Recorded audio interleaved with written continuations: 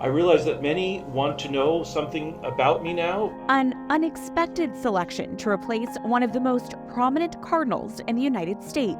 We go on the record with the Pope's pick to lead the Archdiocese of Boston. The presidential tickets are now set. What Catholic voters need to know about the vice presidential nominee's stance on the life issue. What are your thoughts on the dating culture in 2024? I feel like as a Catholic man, you really have to learn to balance what you're looking for. Would you say that dating now is harder than it was, say, 20 years ago? Oh, yes. Yes. The comment from one of the candidates about childless cat ladies sparks a national debate about dating, marriage, and family. Some leading Catholic thought leaders share their insights. And we go inside the food ministry of a Catholic priest and chef providing physical and spiritual nourishment, one meal at a time. EWTN News In Depth starts now.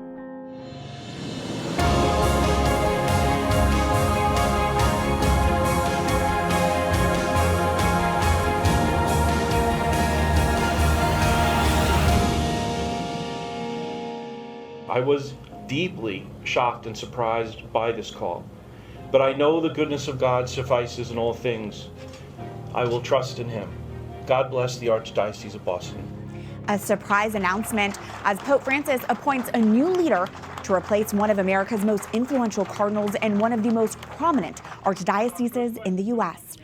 Welcome to EWTN News In Depth. I'm Catherine Hadro. With almost 2 million Catholics, Boston is one of the largest and oldest archdioceses in the United States. And this week, Pope Francis appointed Providence, Rhode Island's Bishop Richard Henning as Boston's next archbishop. As longtime shepherd Cardinal Sean O'Malley is set to retire as Archbishop of Boston at age 80.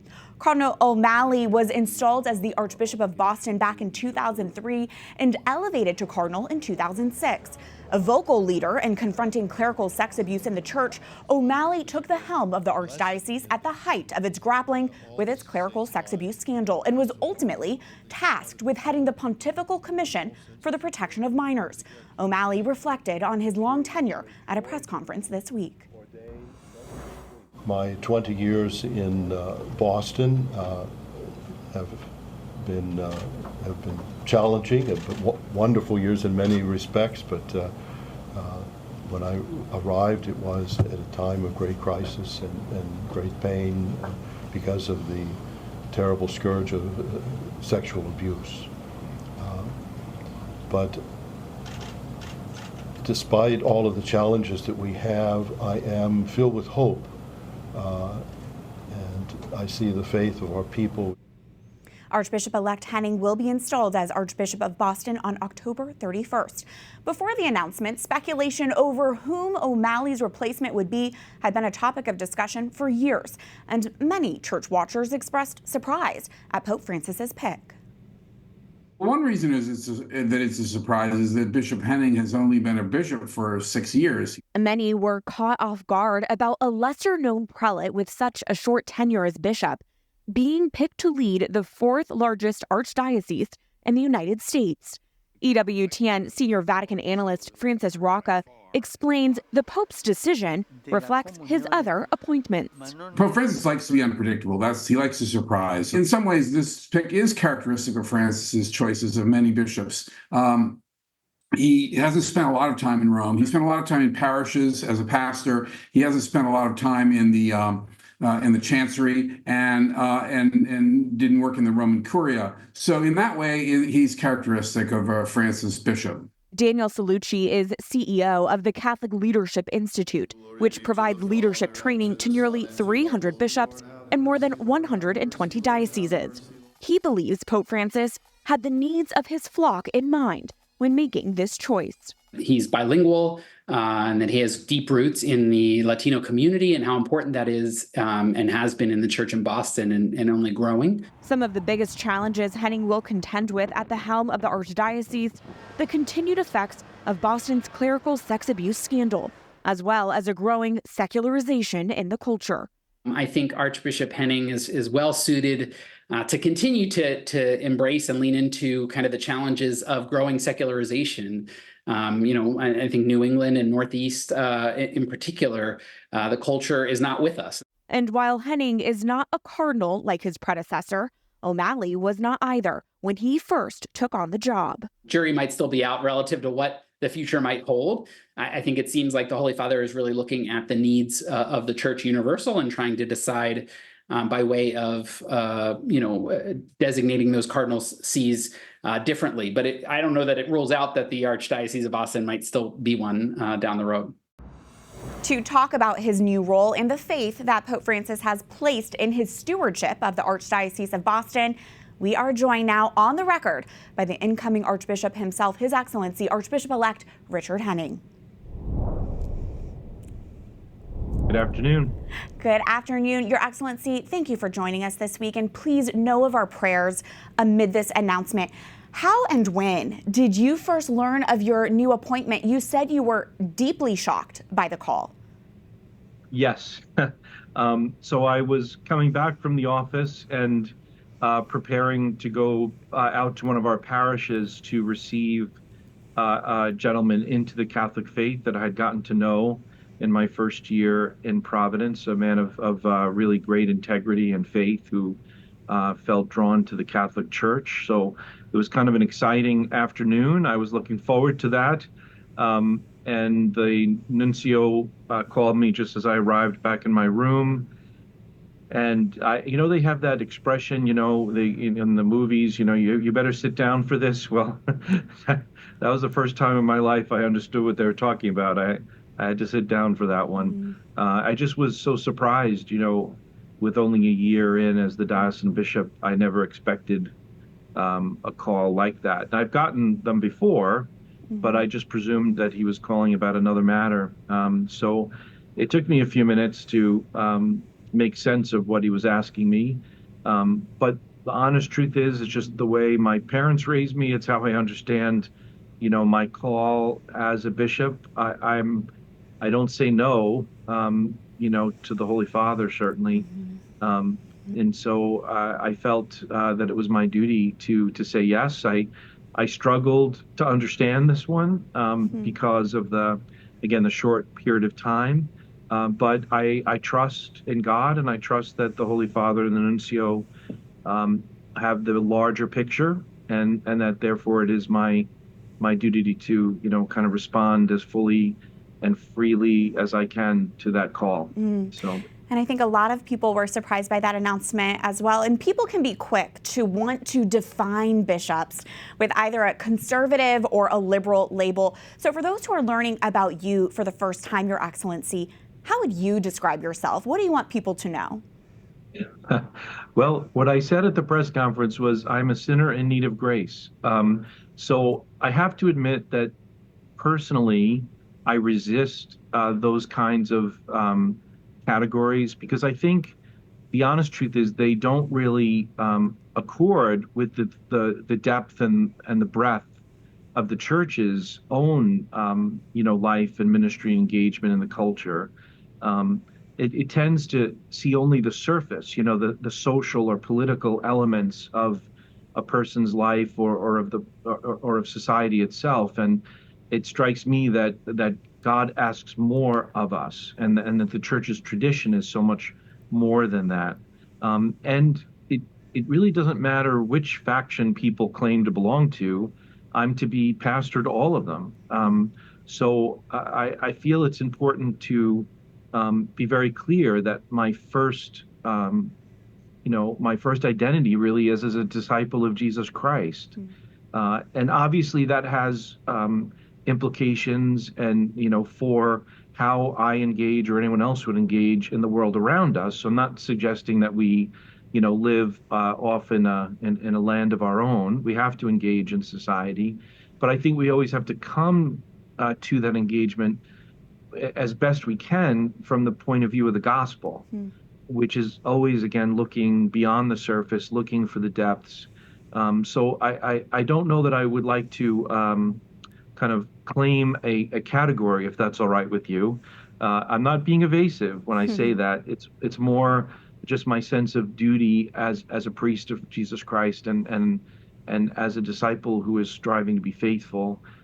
to his will.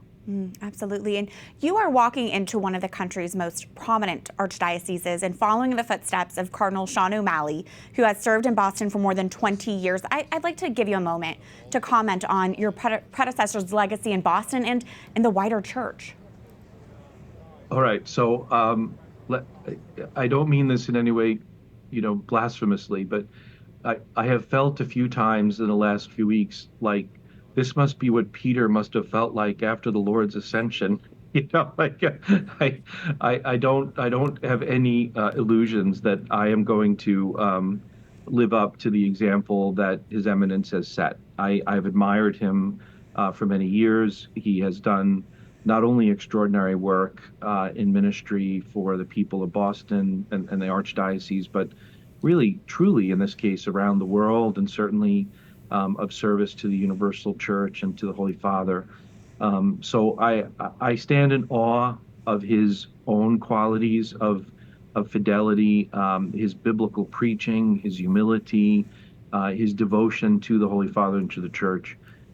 So I certainly will try to imitate his example, but I will come, I guess, with the desire now to surrender myself, to this new ministry. That's kind of the way I handle it. And I know that Boston is a large archdiocese, and therefore, as you said, it's considered prominent. But I think my mission is going to be the people in front of me, and that's where my focus is going to begin and hopefully remain. When I was at the Eucharistic Congress, which was a deeply moving experience, the Bishop of Brownsville, Bishop Daniel Flores, gave an address to the bishops and priests on the poverty of Christ and talking about that sense in which Christ gives himself completely in love and trust to our Heavenly Father for the sake of the world. And he was talking about, for us as ordained ministers of the gospel, that same call. So to me, this summons by the Holy Father and this now, kind of mission that I believe God has entrusted to me is a call to forget myself, to abandon myself, to pour myself out for the sake of this church. Now, I understand the world, in the real world, that also means administrative responsibilities and lots of bureaucracy and all of that. But I think I wouldn't serve anyone very well if that were really my beginning. I think the beginning has to be with the Lord, with the gift of the Eucharist, and with a love for his people, and to go there with an open heart and mind, to hear them, to learn about their own faithful witness and the many ways in which good people are living the faith on a daily basis, and sort of join in that mission with them, I think. Absolutely. And we'll be praying for you along the way. We're out of time, but I have one last question, and this is just a 1 or 2 word answer. You're a New York man moving to Boston. So, Your Excellency, Yankees or Red Sox? Okay, so I'm going to slip out of that one. Well, I was never a Yankees fan, so that I'm a little bit safer. I grew up a Mets fan. My other family members are Yankees fans. So that's a very difficult one for me. So I think the stance I'm going to take going in is, let's let the Red Sox win a World Series, then maybe I'll convert. How's that? Very diplomatic. Your Excellency, we're praying for you in this transition. Thank you for joining us. Thank you very much, Catherine. God bless you. God bless. Still to come, from the selection of an important new leader for the Catholic Church to selection of running mates on the presidential tickets. Next, how Governor Tim Walz and Senator JD Vance will back up the top of their tickets on some issues critical to Catholic voters. I know a number of single women who had always hoped to be married and have children who have just sworn off dating altogether. Reality for a single Catholic person searching for a life partner from a Catholic perspective. Reaction to the national conversation about childlessness. Feeding those, not just who are hungry in body, but mind and soul, really changes people. And the importance of the bread of life. We go on the road and in the kitchen with Father Leo Patalinghug. EWTN News In Depth will be right back.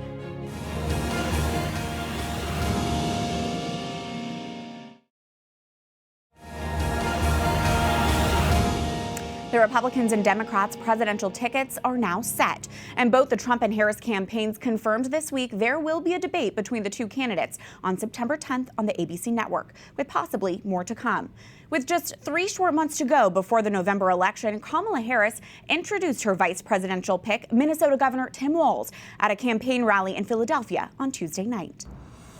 In 91 days,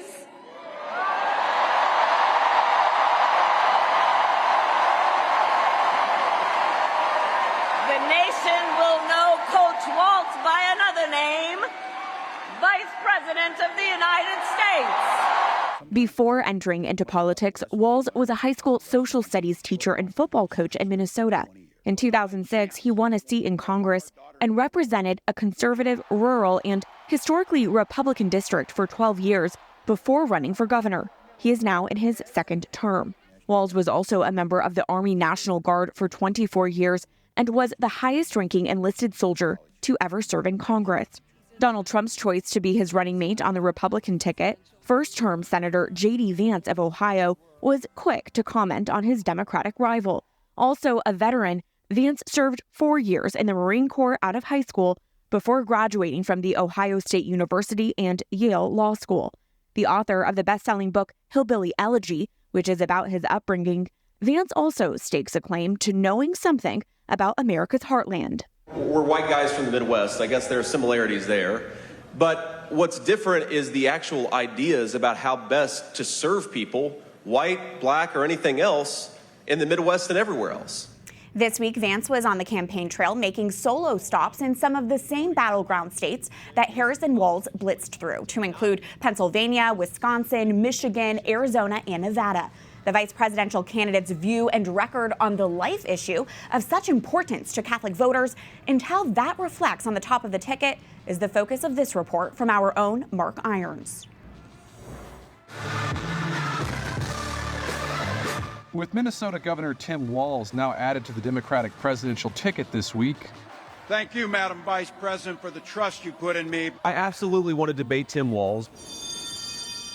Catholics can take a closer look at both Walz and Republican vice presidential nominee JD Vance and compare them side by side, starting with their faith backgrounds. Walz was raised Catholic. He is now Lutheran.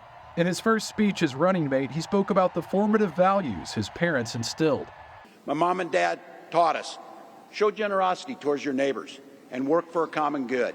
Vance is a convert to Catholicism. In November 2023, the U.S. Senator from Ohio appeared on EWTN Pro-Life Weekly and reflected on what he called the fundamental insight leading to his conversion. It's the fundamental Christian insight that every human being has dignity. To learn more about some of the issues of concern for Catholic voters, we reached out to organizations that serve as a public policy voice for the church. The Catholic conferences in Minnesota and Ohio spoke about their perspectives. After Minnesota's governor was named the Democratic vice presidential pick, Jason Adkins, the executive director of the Minnesota Catholic Conference, in a public statement assured Walz of their prayers and said, "We are proud to have worked together with him to enact a nation-leading child tax credit and promote the well-being of immigrant Minnesotans. Yet we also have had areas of strong disagreement, including protecting the innocent unborn from abortion, the protection of children from the manifestation of gender ideology, and the importance of parental rights in education. In some areas, such as religious liberty, we've appreciated his willingness to hear our concerns and change course." Regarding Vance, the Catholic Conference of Ohio gave EWTN News In Depth a statement saying, "We have appreciated Senator Vance's expressions of support for a child tax credit and broader assistance for families. Additionally, we appreciated Senator Vance's outspokenness about the dignity of work and the sanctity of life during our campaign to protect unborn children last year." While the Catholic Conference of Ohio mainly focuses on statewide policy, it expressed that Senator Vance has listened to their promotion of the U.S. Conference of Catholic Bishops' policy positions on federal issues, including on areas of disagreement. The statement concluded, "We keep Senator Vance and all the 2024 candidates in our prayers that they will seek a better kind of politics that allows for respectful dialogue with individuals of different political convictions and seeks the integral human development of all, no matter their stage of development or country of origin, even when it's not politically convenient." On the issue of abortion, Vance's position seems to have changed. First, he said this last year while speaking about his Catholic convictions and the dignity of all human life. And I think that means we have to fight for good wages for people who work hard for a living. That means that we have to fight hard for the vulnerable. That means that we have to fight hard for people who can't access health care, because, of course, hard to live a dignified life when you can't afford basic medicine. But that really means in this moment, I think, fighting for the unborn, the most vulnerable among us, the health care that they need, the legal protections that they need in order to live a full life. But prior to his selection as Donald Trump's running mate, and around the same time the Republican Party rolled back some of the pro-life language in its 2024 party platform, Vance said he supports access to mifepristone, a drug used in chemical abortions, which made up more than half of U.S. abortions last year, according to the Guttmacher Institute. The Trump campaign defends the 2022 reversal of Roe v. Wade at the Supreme Court. The former president says states should decide on abortion. But Walz doesn't believe Trump. He said he'd ban abortion across this country, and he'll do it, whether or not Congress is there or not. Walz has expanded and secured access to abortion in the state of Minnesota. As governor, he signed laws removing abortion restrictions and made it easier for those living outside Minnesota to get an abortion there. He also signed an executive order making it easier for those seeking transgender procedures to access them in Minnesota. Abortion advocates are pleased with Walz's addition to the Democratic ticket. Alexis McGill Johnson, the president and CEO of Planned Parenthood, described her approval, calling the pairing of Harris and Walz a match made at Planned Parenthood. In March, Vice President Kamala Harris visited a Planned Parenthood abortion clinic in Minnesota. Governor Walz stood behind her in support. So I'm here at this health care clinic to uplift the work that is happening in Minnesota as an example of what true leadership looks like. The White House said the visit was believed to be the first time a president or vice president has ever visited an abortion clinic. Meanwhile, the group Susan B. Anthony Pro-Life America says Kamala Harris and Tim Walz make up the most pro-abortion presidential ticket America has ever seen. It's possible voters will have a chance to see the vice presidential hopefuls go head-to-head in the near future. Both Walz and Vance have expressed their willingness to debate. Mark Irons, EWTN News In Depth. Both of the vice presidential candidates have become famous for coining phrases that have hit a nerve. Walz for labeling the top of the Republican ticket as weird, and Vance for calling some leading Democrats, quote, childless cat ladies.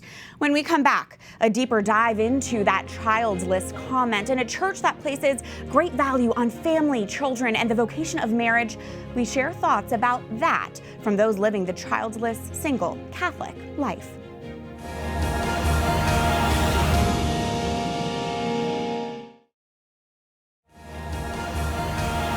What do you think of the dating culture in 2024? There is no dating culture in 2024. Would you like to elaborate? I would say that men are canceled. It was a lot easier for me, like in a college environment, and after graduating college and going into the young professional world, it's gotten a lot harder. In college, it was hard to find someone who really wanted like a long-term and genuine relationship. Most of the people I dated was like a one-time thing, and they didn't want anything super serious. In a society where finding Mr. or Mrs. Right is becoming increasingly difficult, where the number of singles has spiked and marriage rates have plummeted, it's not easy to settle down, marry, and start a family. That empty crib is as true for faithful Catholics seeking the vocation of marriage as it is for the general population. So when comments JD Vance made a few years ago resurfaced recently, criticizing childless people, it hit a nerve, spiraling into a nationwide conversation. Here's a clip of what he said as a then Senate candidate on Fox News in 2021. We're effectively run in this country via the Democrats, via our corporate oligarchs, by a bunch of childless cat ladies who are miserable at their own lives and the choices that they've made, and so they want to make the rest of the country miserable too. And it's just a basic fact. You look at Kamala Harris, Pete Buttigieg, AOC, the entire future of the Democrats is controlled by people without children. And how does it make any sense that we've turned our country over to people who don't really have a direct stake in it? I just wanted to ask that question and propose that maybe if we want a healthy ruling class in this country, we should invest more, we should vote more, we should support more people who actually have kids. We should note Kamala Harris is a stepmother of 2. The media frenzy over Vance's comments point to a broader conversation on the role of marriage and family in America at a time when our shrinking fertility rate has hit a historic low. According to the latest data from the CDC's National Center for Health Statistics, the United States saw almost 3.6 million births recorded in 2023, a 2% decline from 2022. That's a fertility rate at 1.62 births per woman, the lowest point in more than 50 years, and well below the replacement point of 2.1. Those low birth rates mirror the downward trend of marriage. The center's latest data shows there are just over 6 marriages for every 1,000 people in the United States, compared to a record 16.4 in 1946 after World War II. Many Americans are getting married later than ever. Pew Research found that in 2021, a quarter of 40-year-olds in the U.S. had never been married. When you begin to dig into the why behind the lower marriage and fertility rates, the reasons people cite can vary from economic concerns to focusing on their career. But there are also singles out there who desire marriage and children and say it's out of their control with the state of the modern day dating culture. This week, we wanted to explore what that Catholic dating culture looks like today. When we asked women to describe what it's like to date in 2024, they tell us, it's dry, dull, nothing is out here. Difficult. Complicated. Tragic. The reasons, they say, vary. I think with the dating apps, it makes it a little bit more difficult because it creates more of a shallow environment. Everybody's on different pages. Nobody wants the same thing at the same time. Everybody's taught to kind of be more independent when a relationship is supposed to be together. Catholics are not immune from these very challenges. The Catholic marriage rate plummeted by about 70% between 1969 and 2019, according to a recent report from Georgetown University's Center for Applied Research in the Apostolate. There's even a popular Instagram account, Catholic Dating Nightmares, documenting the cringeworthy encounters that range from the awkward to the downright offensive. I just say it's really bad out there. It's really bad out there. Sarah Perla is communications manager for the Catholic Project at the Catholic University of America. Wanting to address long-term challenges facing the church, the Catholic Project hosted a panel on why Catholic dating is so hard, featuring 6 unmarried Catholics at the recent National Eucharistic Congress in Indianapolis. Hundreds of people attended. So I did a survey both before and after, and the number one challenge that the single people were complaining of is just meeting someone. I can't just be Catholic. I can't just meet a Catholic guy. I have to be a Catholic guy who is interesting and who is interested in me. On top of her professional insight into today's dating culture, Perla shares a personal perspective as well, as a single Catholic woman in her early 40s, a perspective that's all the more valuable given recent national discussion. Well, I think we should just mention the whole childless cat lady thing. It's interesting that women are blamed for the situation in a way that I think is very unfair, because we still want to be pursued, and if we're not pursued, then there's not a lot we can do. Perla says one of the greatest challenges to Catholic dating today is finding someone who is both a well-formed Catholic and someone you can connect with. It's a mistake that some people make when they try to set people up and they say oh, he's Catholic. And you're like, that doesn't tell me much at all. Is he funny? Does he have interests? Does he do anything outside of read theology? Because if not, then we're not going to have anything to talk about. I didn't expect to be single into my 40s. That was not my plan. Anastasia Northrup shares both a personal and professional insight into the dating world as well, as a single Catholic woman in her 40s and founder of the National Catholic Singles Conference. I started the conference really with the aspect of idea of formation, helping form people, but then also there's the aspect of community. Over the years, I've seen how important that is. You know, we're called to communion, we're called to fellowship, and we don't live our faith on our own or in a vacuum. And so, especially as single people that don't have that built-in family community, having relationships and friendships is very important. That community, Northrup says, is essential for single Catholics to embrace the gift of the present moment and their calling to love others now. People did not expect to be single this long. They expected to just grow up and get married and have a family. And then they find themselves, at mid-30s and, wait, where's my husband and my kids? Both Northrup and Perla encourage local Catholic parishes to be more intentional in including unmarried Catholics and of fostering community among singles, as these members of our church continue to pray and see God's plan for their life unfold. To help us go in depth into the topic of dating and the lower marriage and fertility rates, we're joined now by two Catholics who have written extensively on the topic. Emily Stimpson Chapman is a writer for a variety of Catholic institutions and a best-selling author. Among her books, The Catholic Girl's Survival Guide for the Single Years, the nuts and bolts of staying sane and happy while waiting for Mr. Right. We're also joined by JD Vance, founder and president of Communio, a group that consults with churches on how to solve our nation's family and faith crisis. He's also co-author of the book Endgame, the church's strategic move to save faith and family in America. Thank you both for being here. Emily, I want to start with you. You've been open about your personal journey as someone who got married in your 40s, you faced infertility, and now you're the adoptive mother to 3 and a wife as well. When we talk about childless women in our nation, particularly this conversation spurred on by JD Vance's resurfaced comments about childless cat ladies, what is missing from this wider conversation? Charity and compassion, which are pretty much the same two things missing from most public conversations. And it's true, we have to have a conversation about this. The demographic numbers are chilling. There are real concerns about why people are not getting married.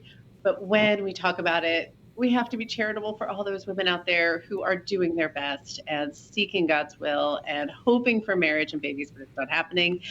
And we have to be compassionate for people who have chosen freely not to have kids and have done so out of their own woundedness or struggles. Like, we need to remember them too and speak with charity and compassion, because nobody's going to listen to us if we don't. Like, if we actually want to reach people, we might not want to call them childless cat ladies. And it's important context. Pew Research cites the #1 reason people don't have kids is they just don't want to have children. JP, this impacts men as well. You authored a national study on faith and relationships. What are you hearing specifically from single men when it comes to this topic of dating and marriage? Well, a huge factor is, men, there aren't a lot of single men showing up in church, right? In our survey, the nationwide study on faith and relationships, there are 42% more never married women in church on Sunday than men in church on Sunday. When we talk with pastors, we talk with parish leaders, a big message to us is the local parish, the local church, how are we attracting men into the life of the church? That's a huge need for us. I think of my parents who met and married in 1968, a fairly revolutionary year in our culture. And when they met a few years earlier, they met in a CYO dance that was held weekly at their parish, right? Our parishes used to be places where there was more than just Mass and the sacraments provided. There was a place of community where folks of both sexes could meet, form friendships, form and build community. That's really missing in our individual parishes. Something I heard from my interviewees is today men and women often have mismatched expectations when dating. Decades ago, you could often assume expectations. Women would stay home once married, for example, but today there is no script. I'm interested in your thoughts on that modern day factor. Emily, I'll go to you first. Yeah, I mean, that's obviously a problem, but we all have expectations going into marriage of some sort. I think the problem is not just mismatched expectations, but holding on to those expectations too tightly. Like, we forget that, you fall in love with a person, not a list, and God calls you to a vocation, not a lifestyle. But for a whole host of reasons, maybe social media, maybe dating app sites, I often see single people going into dating looking for someone who's checking all the boxes. Yeah. And that doesn't leave God room to move and surprise you and set you on a path with a person who is good and wise and kind and maybe doesn't want on the first date to homeschool. But, if you get to know them, you find that it is exactly the person who can help you journey to heaven. JP, what are your thoughts on that? Yeah, I couldn't agree more. When I was dating and eventually met my wife, I had this long list myself of what I thought would be the ideal spouse, and I met my wife, and she was missing so many of those things that I thought were incredibly important, and thank God for it. I jokingly, I saw Anastasia Northrup. I was with her in her conference, and when I looked at my own list, I started to realize that the list that I had built looked a lot like me. I was looking for a female version of JP and realized that complementarity was so important. My wife is so different from me in many of the ways that I need her to be different from me, and she's helped me grow so much as a result. Now, I think a big factor that's at work here with these different cultural narratives that are going on can be summarized in this idea of expressive individualism, right? This it's been commented on from guys like Dr. Brad Wilcox and others, where we seek in modernity, we want to seek happiness as its own end, and as its own good, and the ancients would have been surprised to see that actually happiness is oftentimes the byproduct of a journey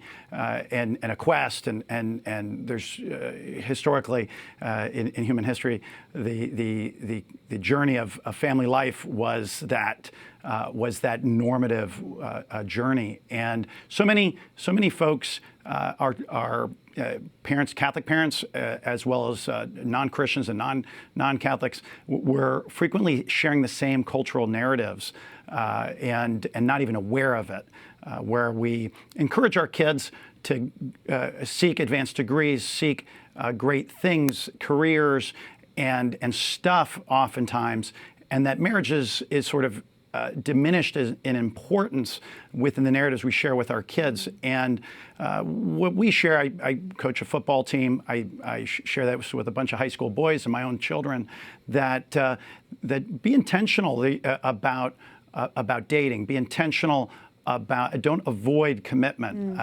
That really, while career is important, it's a good thing. Getting a great degree is a good thing. These are all good things. Statistically speaking, nothing impacts a person's happiness more than being in a happy marriage. And so we should be intentional about it. And I hear from 15-year-old boys and 16-year-old boys I coach and share that this is the first time they're hearing this. So I think we need to share this message as well. Absolutely. Emily, you wrote a helpful Substack newsletter largely on this topic that you called a vocational primer for people who have delayed vocations, for Catholics who are single today and desiring marriage. What are they to do? And does the church offer any guidance on this? The church, unfortunately, the church offers to singles the same guidance she offers to all of us, and that's to do God's will. And during, I spent most of my 20s and my 30s single, and what helped me the most was just always remembering that God's will is in the present. Like God's will is not in some far off future. Like God has a will for me today. Like He has people for me to love today. He has work He has for me to do today. He has things He wants me to learn. He wants me to learn today, and He wants me to love Him and grow in holiness today. And so when you are focused on seeking God's will in the moment and doing what He has for you on that day, God will use that to prepare you for your vocation and lead you to your vocation if that is something that's possible. But really, it's just following the church's advice to everyone. That's to seek Christ first and know that you are being loved in this moment and not just a future day. JP, you've hit on this already, but what should the parish be doing to reverse these marital trends? I think we should take a page out of the vocations playbook around the priesthood. I think there's a vocations director in almost every diocese being intentional about thinking through the encouragement of priestly vocations. The real vocations crisis, statistically speaking, is marriage.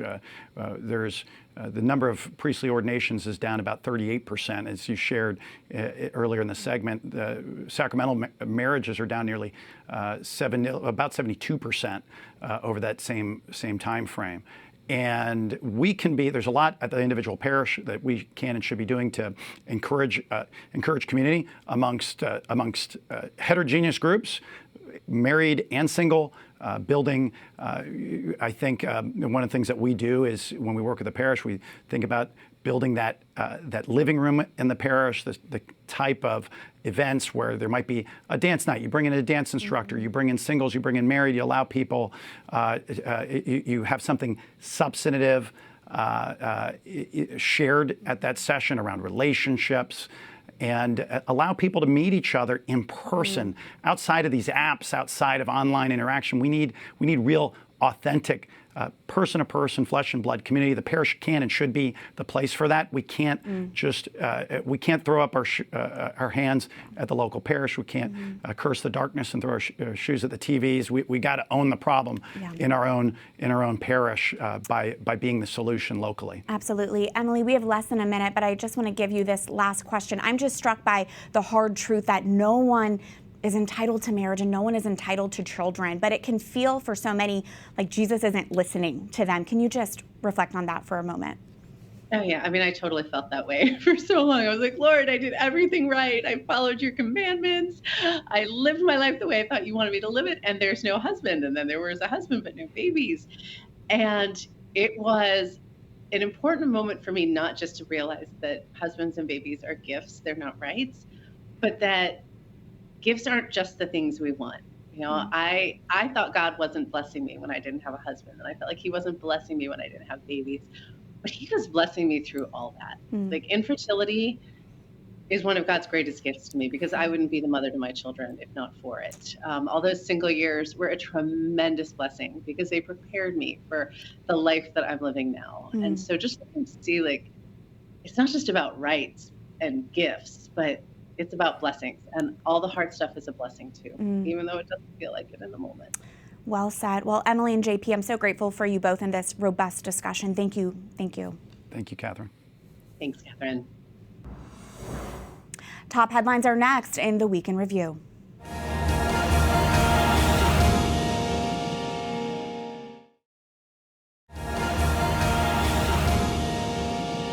Tensions are high in the Middle East as expectations mount about the possibility of a regional war. That news tops our headlines in the Week in Review.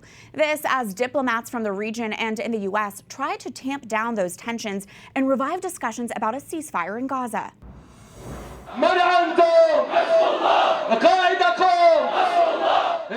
The region is at a boiling point after recent Israeli strikes in both Lebanon and Iran, targeting Hezbollah and Hamas leaders and other militants. Angry mourners at their funerals have chanted slogans of hatred towards Israel. In the meantime, Israeli strikes in Gaza continue. Overnight strikes this week hit tents being used as temporary shelters by displaced Palestinians in the courtyard of a hospital in the central Gaza Strip. This as Israel ordered another mass evacuation of Palestinians in southern Gaza, where the Israeli army warns it plans to launch renewed operations. As the situation continues to deteriorate, Israel is bracing for potential retaliatory strikes from Iran, angry over the assassination on its soil of Hamas's political leader. Arab and U.S. diplomats are urging Iran to exercise restraint and for Israel and Hamas to reopen ceasefire discussions in a scramble to avoid escalating the situation into a broader war that would further destabilize the region. The United Nations announced it has fired 9 staff members from its Agency for Palestinian Refugees, known as UNRWA. An internal investigation found they might have been involved in the Hamas-led attack against Israel on October 7th. UNRWA is the main agency providing aid to Palestinians in Gaza. The initial accusations came from the Israeli government. The UN Secretary General's office did not elaborate on what role the staffers played on the attack on Israel, which resulted in the deaths of more than 1,200 people and the abduction of 250 others.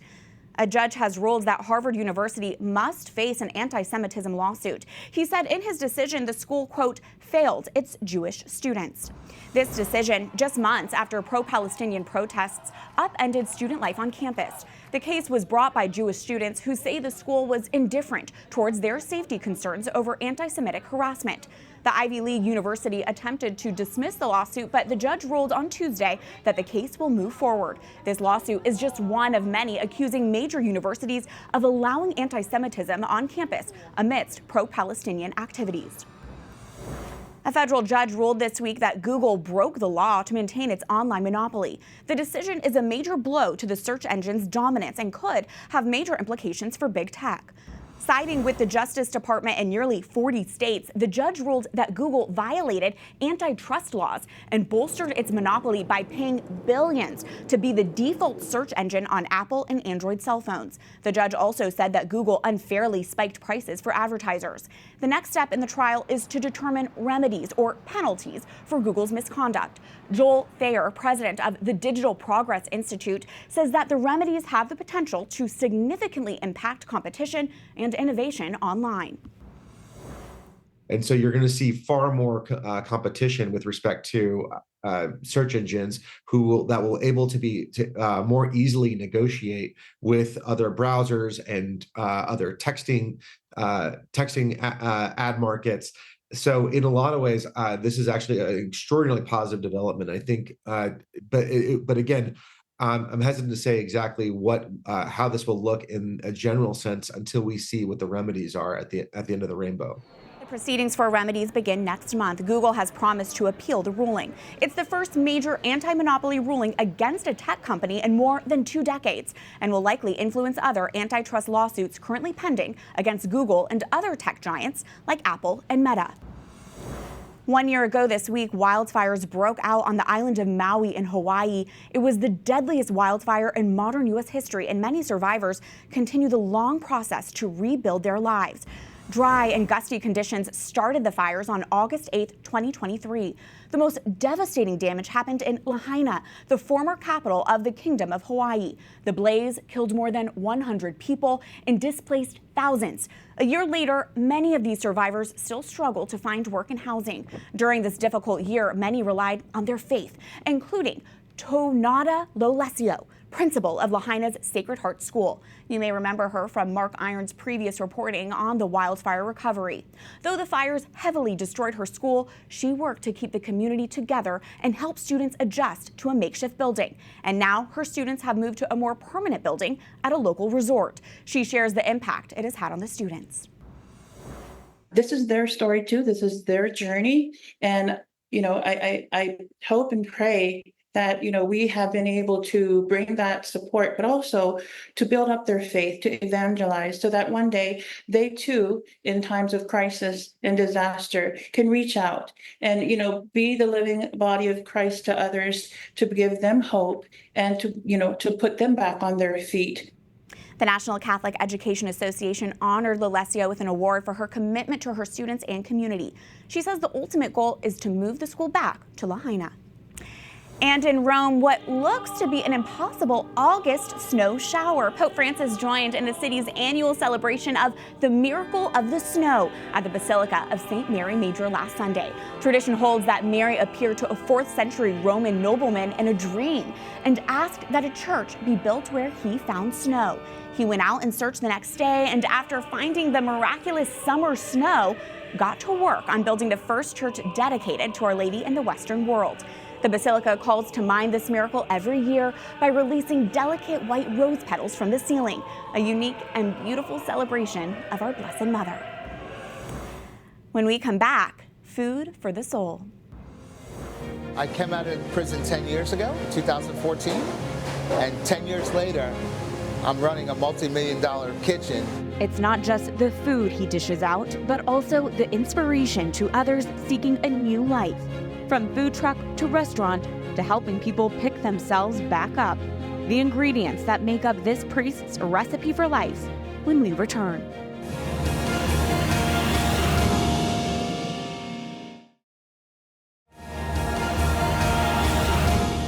Finally tonight, if you are a frequent viewer of the EWTN network, you may be familiar with the popular program Savoring Our Faith with Father Leo Patalinghug.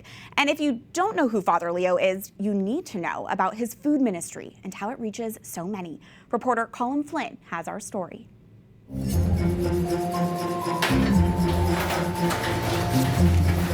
Okay, y'all. So I'm just warming up some pasta so that even though we're doing buffet, I like to make sure that the food is nice and hot. So we call this just warming it up a la menu at that minute. And so We are ready to plate this. Can I get a half pan, please? A disposable half pan? It's not often you see the chef wearing a priest's collar in the kitchen of a busy restaurant. I think the most important thing is to know that we are dealing with something very precious and delicate, and that is feeding people.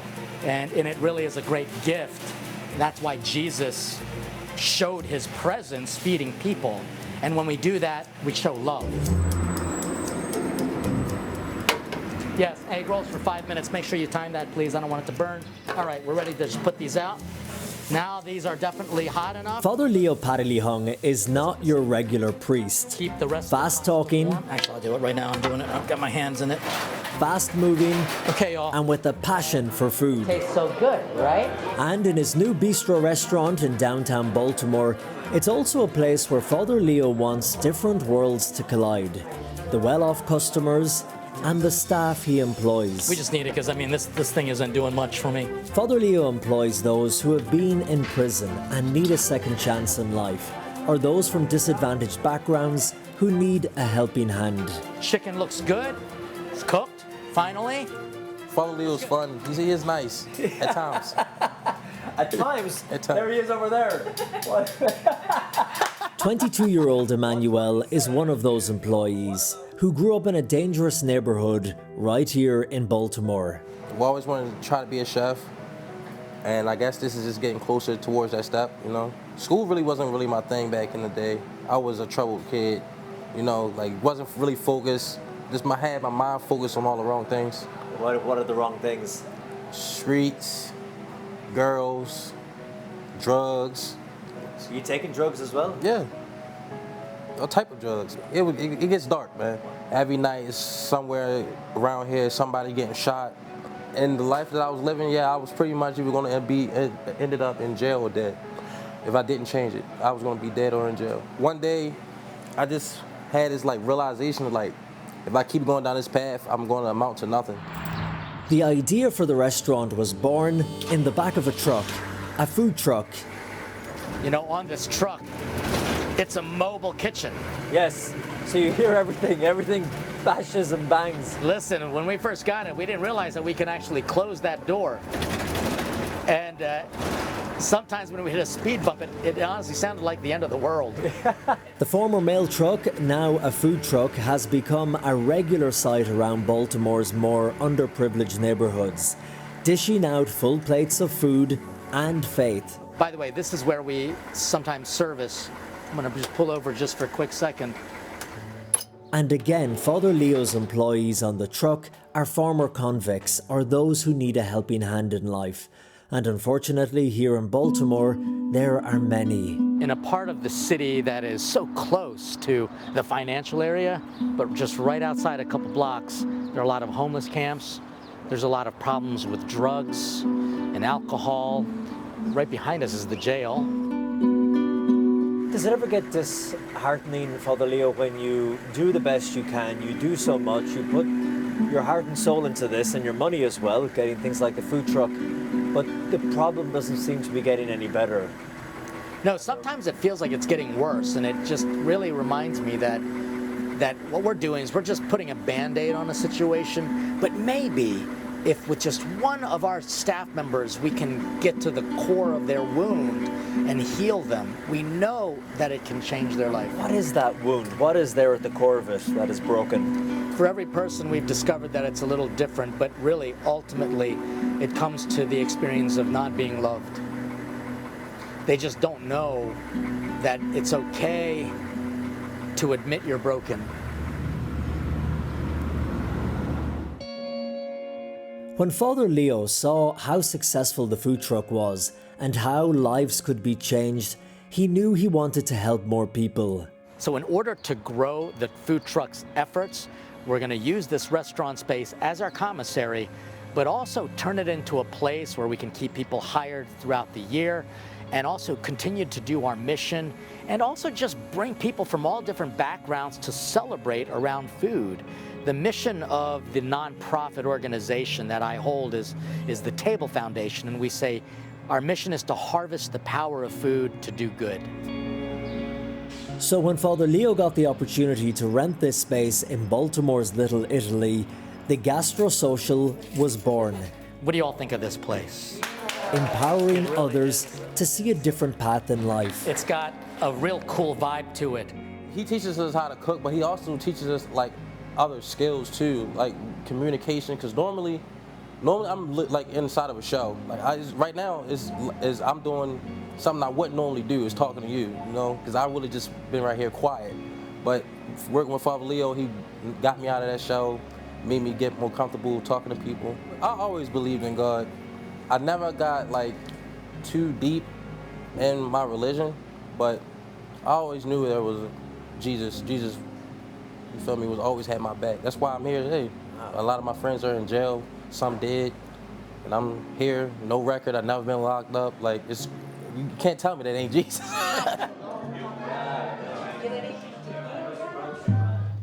Close by in the city of Washington, D.C., Stephen Albright is the executive chef in a popular restaurant called Cuba Libre, looking after around 50 staff in the restaurant. So Steve, this is the place. Yeah, Cuba Libre restaurant, welcome. Wow. He is a former employee of Father Leo's, who gave him a job and took a chance on him when no one else would, after he was released from prison. I became incarcerated in 2007 for an assault. I went to prison for 6 years. I came out of prison 10 years ago, 2014. And 10 years later, I'm running a multi-million-dollar kitchen and an operation here at a restaurant. I was really hoping that someone would give me an opportunity just to wash dishes in a kitchen. Luna, how are you today? Like so many others, after coming out of prison, he didn't see much hope until he met Father Leo. What are we doing with this? I'm getting goosebumps still. Every time I talk about how God has worked in my life, just with the introduction of Father Leo, learning to forgive myself and learning that God forgave me. If our spirit is broken, if we have anger in us, guess what shows up on here? What is it, Father Leo, that makes this ministry so important to you? For me as a Catholic priest, the most important thing that I have in my life is the Eucharist. It's food. And if I receive that, I'm supposed to, as Mom would say, become what I eat. And so I just know that offering food to those in need and also feeding those, not just who are hungry in body, but mind and soul, really changes people. The body of Christ. Never in my life did I think when you know, that I'd be standing here now in this kitchen as the boss. Do you believe that this is God's doing, you here working today? There's no other reason. I am here because of God. There is no other way. The future is to remain sober, stay close to God, you know, do what the next right thing again, as always. Take care of my daughter who's, you know, happily married and, you know, so forth. And keep cooking. And listen, you gotta eat. In Baltimore and Washington, D.C., Colm Flynn, EWTN News In Depth. Thank you all. Father Leo's program, Savoring Our Faith, can be seen right here every Saturday at 4 a.m. and on Sundays at 4:30 p.m. Eastern Time. And that's a wrap on this edition of EWTN News In Depth. I'm Catherine Hadro. Be sure to tune again same time next week for more news and reports important to your Catholic life. Until then, God bless.